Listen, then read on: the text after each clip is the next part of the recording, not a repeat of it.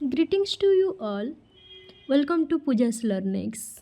Previously we have discussed about fundamental and generation of computer. Those who have not watched it, please go and check out the description link. Today we learn about different types of computer, or we can say classification of computer, which is categorized into several factors like on the basis of size, performance, mechanism, and capabilities or purpose. So, on the basis of size, computers are supercomputer, mainframe computer, mini computer, and microcomputer. And the computers are mechanism wise analog, digital, and hybrid. Also, purpose wise general computer and special computer. Let's understand them one by one. The first one is supercomputer. It was developed by Roger Cray in 1976. It basically used for scientific purpose. They have large and multiple CPU, so they can handle the multiple instruction in the panel.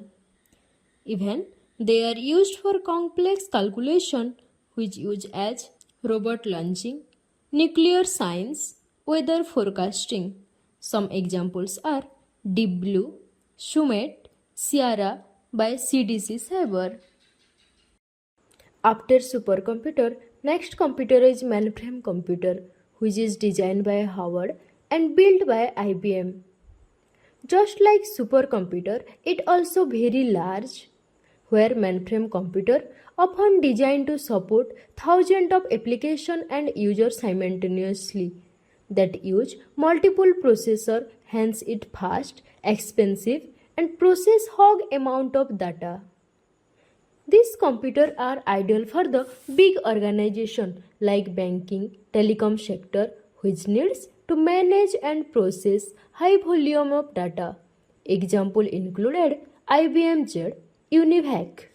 Mini computer was developed in the mid of 1960. It lives between main and microcomputer. They have multiple systems and have more memory than microcomputers. Mini computer is a medium size. It can support 4 to 200 users at a time with the size range between 7 to 12 inches.